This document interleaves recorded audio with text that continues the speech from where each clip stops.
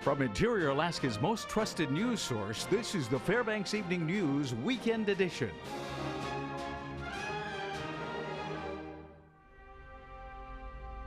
Good evening and welcome to our Saturday edition of the Fbx Evening News. I'm Katie Looper. Our top story tonight. Fires across the state this summer displaced a lot of people. Evacuations happened frequently as the blazes burned out of control, threatening a number of villages and outlying structures. A lot of the evacuees ended up in Fairbanks, a large number of them from Tanana. Firefighters have been protecting that village from several fires.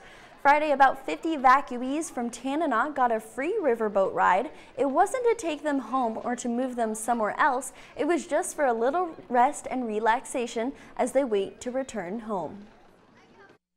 Ginger Marks was a guide with us for years, and we've had many guides from Tanana and Galena over the years on the boat to guide our visitors, and we heard that they were in town, and with not a whole lot to do, they're kind of stuck here, so we wanted to give them something to do, and so we've got a group of, I think, about 50 on board today.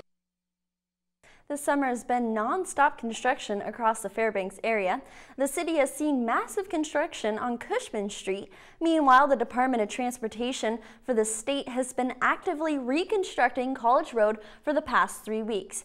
Airport Way has also seen changes with delays and detours, but already paving has been going on each night.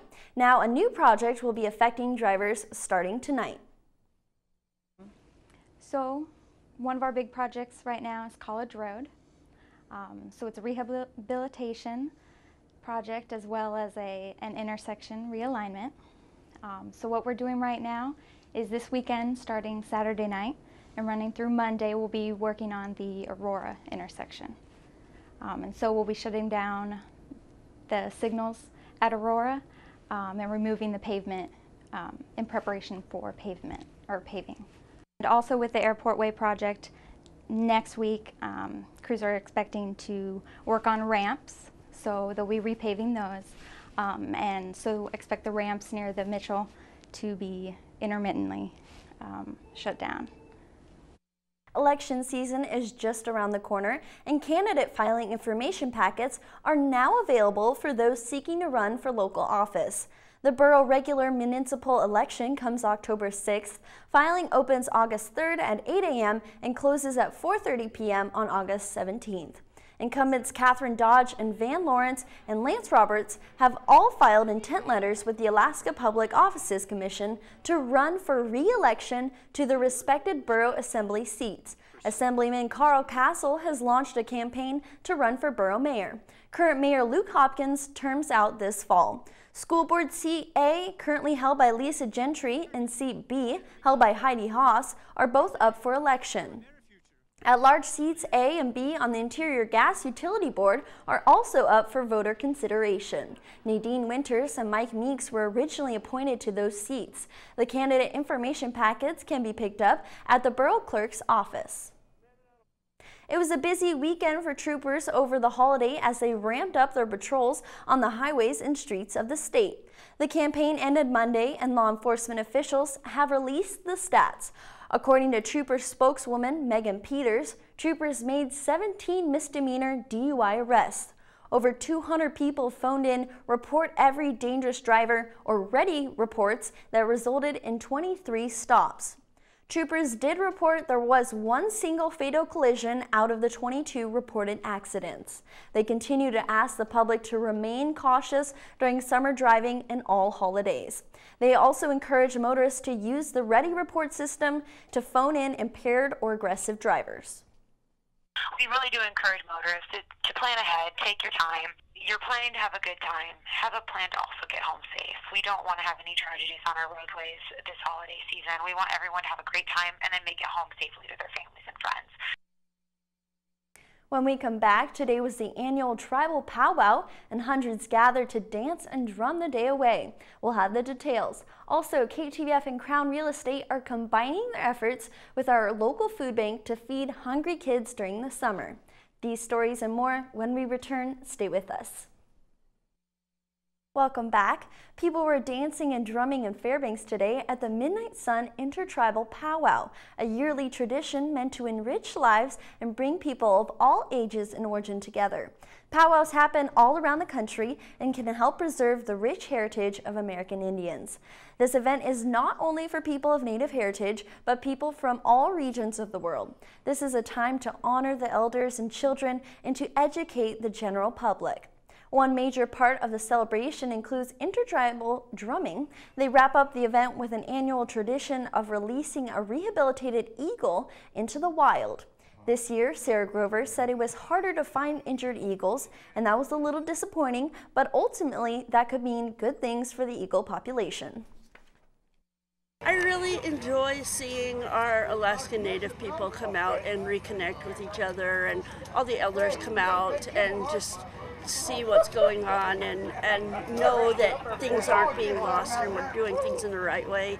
And I love seeing the little kids running around too, learning and playing and, you know, just really getting in touch and enjoying themselves.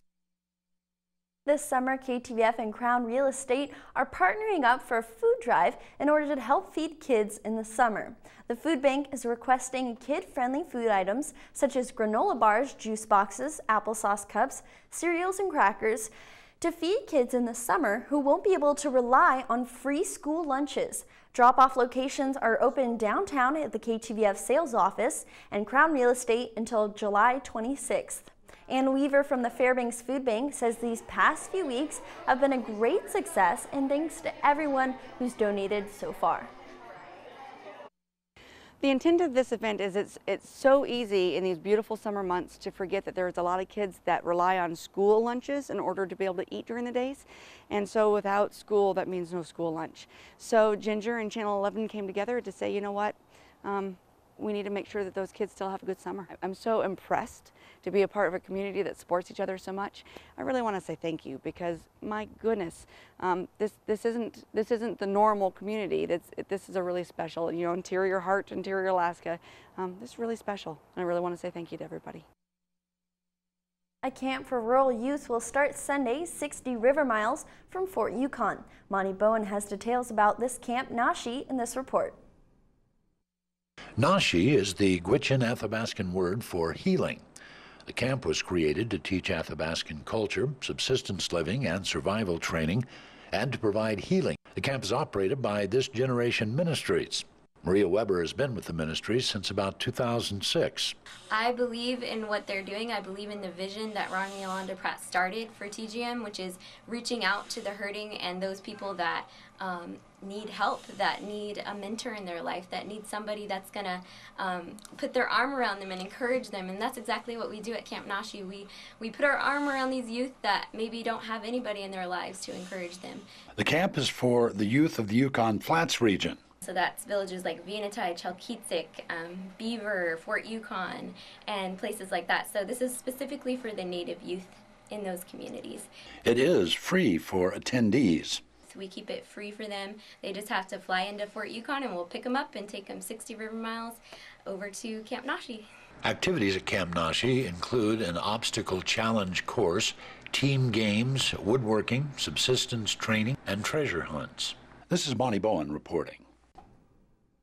Ursa Major Distilling has been operational since 2013, selling its brand of vodka, gin, and rum, spirits distilled, at its Chena Ridge location. As owners Rob and Tara Boardland say, they've now moved onto a beaten path and are offering something previously unavailable. I had a daiquiri and it was delicious. I'm about to go in there and try the Chambertini, which is their special for this week. Fairbanks Chamber of Commerce Executive Director Lisa Herbert enjoyed a few cocktails near Esther on the Parks Highway Thursday night. She was on hand for the grand opening and ribbon-cutting ceremony of Ursa Major's new tasting room. The Borlands were key figures in pushing for legislation to allow craft distilleries to operate tasting rooms in Alaska. With their still on site, they transform simple grain into a cocktail all under one roof. Pretty much making it right here and then making you a handmade cocktail right here as well. The company held a soft opening in early May and is becoming quite the sensation as the summer of 2015 progresses. Complete with barrel lights, a wall lined with seating, and plenty of room, patrons can enjoy 2 cocktails per visit. The doors must close by 8 p.m. Off sale of spirits is, of course, also permitted. Rob, who hails from Homer, moved to Fairbanks in 1995 to attend UAF. There he began brewing beer as a hobby. That hobby has evolved into a local business in an emerging industry. There's 5 distilleries in the state right now, and they're probably in the next year or so there'll be probably 3 or 4 more. Outside of the tasting room, you can find Ursa Major Spirits at a host of local establishments, including Silver Gulch, Ivory Jacks, Gold Hill Liquor, or at the Brown Jug. As you may have guessed, the ingredients are Alaska grown. We kind of stick to the local thing, so pretty much our vodka and gin is just Delta barley and water. You heat it up, you let the starches convert to sugar, you ferment it, and you run it through the still. These guys are supporting farmers in Delta Junction, local liquor stores, restaurants, bars, you name it. And so I think these guys have done it right, and it's really just great to have them be a part of the chamber membership. Jamie Schwartzwald reporting. Okay, Mike Fussel's coming up next with all your local sports action. Stay tuned. Welcome back, Interior Sports fans. Mike Fussell here with your latest local action. North Pole was the place to be for athletes today, as a number of events happened there earlier this morning. Up first, runners in the Jingle Bell 5K kept the spirit of Christmas alive during the dog days of summer. Take a look at this. The course kicked off at the Santa Claus house earlier today and looped back around to finish right where it started. Participants could run or walk, some even dressed up like the Jolly Man himself. The race was sponsored by the Arthritis Foundation. While the event was considered to be more of a fun run, it was still pretty competitive. Cameron Conley held the lead for a while, but just couldn't edge out Tommy Dahill, who passed him in the second half of the race. Dahill would finish with a time of 18 minutes and 25 seconds, just about a half a minute ahead of Conley. When it started, a bunch of the younger guys just took off, and I kind of figured that some of them would die, but Cameron here, I was looking at him, and he just ran with total confidence first 2/3 of the race. So I kind of slowly picked up some of the other guys, and then after about a mile, I picked up the guy who was in third. And then about a mile to go, I caught Cameron and just kind of kept going. This is a race. It felt pretty good. I just tried keeping up with the four-wheeler up ahead, and then I could hear him breathing hard behind me. He caught up. It happens, but yeah, it was fun. I love doing it. Can't wait to do it next year. And some other athletes out in North Pole got to kick up some dust like the runners in the Jingle Bell 5K, but they also took to Chena Lake and then hopped on their bikes for a road race. It was all part of the North Pole Triathlon, which is a USAT-sanctioned event. A wide variety of participants leveraged their different strengths through a 1,500-meter swim, a near 25-mile bike ride, and a 10K run. After the swim, Nicholas Shamrell was near the top, but still had a couple of triathletes in front of him. The bike leg was where he really took off. Shamrell came in second place last year, but would stay in front to finish the race on top today with a time of 2 hours and 12 minutes. He says he took advantage of his stronger out-of-the-water skills to put himself ahead of the competition. I've only swam like a couple of times lately, but I was able to squeeze in one yesterday, so I was able to at least gauge off of that. But I've been doing strong on the running and biking lately. I think what really helped was over the winter doing the snowshoe racing with Running Club North. That helped just give you a good cardio and strength base, and just go from there. And the Alaska Gold Panners returned home after a 5-game road trip last night. The Panners were matched up against the Anchorage Bucks. The cross-state team got a hot start over the Gold Panners. The Bucks would score 4 runs in the first inning alone. The team kept their momentum rolling in the top of the second, tacking on 2 more. That would bring the score to 6-0. With Fairbanks trailing, the Panners would eke out a run thanks to a Schooner Bottom hit in the 5th, but that's all they could get worked up. The Bucks would tack on 2 more and close out with an 8-2 win. The 2 teams will meet up 6 more times through next Wednesday, and again for 2 more series in Anchorage later in the season.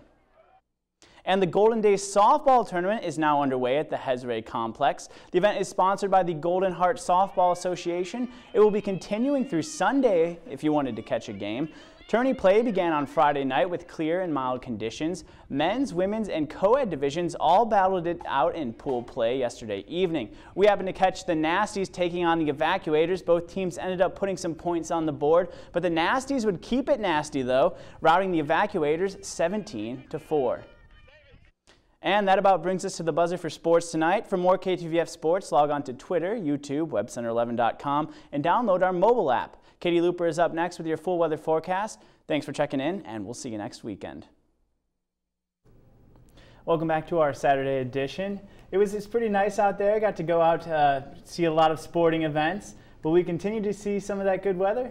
Yeah, it looks like it's going to be another great week ahead of us. But let's take a look at the almanac for today. We had a normal high of 75, a recent low of 53. Our record high got up to 94 in 1975 and a record low of 30 in 1905. Now our sun rose at 3:40 this morning. It sets at 12:12. Our daylight equals 20 hours and 35 minutes altogether, giving us a loss of 6 minutes from yesterday. Now around the state today, rain showers in Juneau and Ketchikan, temperatures around 60. Same with Anchorage and Kodiak, as for Coal Bay too, and temperatures around 50 for them. Up there in Bethel, 70 degrees, partly sunny skies. Yet there in Barrow, cloudy skies for them at 39, and in the Fairbanks interior region, 76 degrees with some scattered rain showers. All right, down in our lower 48 for today, rain showers in Seattle at 72, yet nice hot temperatures in Vegas at 96. As we move over to the east, we can see rain showers in Minneapolis at 82, and same for New Orleans at 94, yet sunny skies in Miami at 92, and up there in New York, nice sunny skies, 86 degrees. For next week, we can expect cooler temperatures in the northwest with some showers. As we move over to the east, there's going to be a heat wave in the Midwest, yet severe thunderstorms in the Chicago area all the way up through New York, and steamy weather down south, same with some spotty thunderstorms in the Florida area. All right, for back in Alaska, partly cloudy at Barrow, showers in Nome and Fort Yukon. Temperatures there at 44 in Barrow, 73 in Fort Yukon, 69 in Nome. For our interior area, mostly cloudy in Fairbanks, showers in Healy and Delta, 76 in Fairbanks, and nice temperatures in Healy and Delta as well. Down there in our southeast, rain likely for Juneau and Ketchikan, temperatures at 61 for both those places. As we move over to the west, rain likely for Coal Bay, showers for Kodiak, isolated showers for Bethel in the afternoon, and temperatures right around in the mid-50s to mid-60s. Lastly, for our south central region, rain and cloudy weather for them, temperatures around 60 degrees. For tonight's forecast, 53 degrees, mostly cloudy, and for tomorrow, 77, should be a fantastic day, lots of fun, sun, and no smoke. And lastly, for our extended outlook, 70 degrees nearly all across the board, and 50 for our nightly temperature. So it looks pretty beautiful. We might expect a little rain on Monday, but it's going to be another nice week for us. Yeah, it looks like a lot of sunshine's coming up here, and it would be great to get out to the beach, catch some rays. Maybe not quite get in the water yet. Yeah, we have a little concern there. I've seen just quite a few people that I know, coworkers and Facebook posts of people getting swimmer's itch, and they just, they bite, the parasites bite you in the water, and there's not much you can do, but just have some concern there. Yeah, there's enough mosquitoes to go around for the itching anyway, so yeah. Exactly. All right, well, that'll wrap up the Saturday edition of the Fairbanks Evening News, and we're glad you could join us. Join us here 6 days a week at 6 and 11 or online anytime at webcenter11.com. From all of us here at the News Center, have a good night and a great weekend.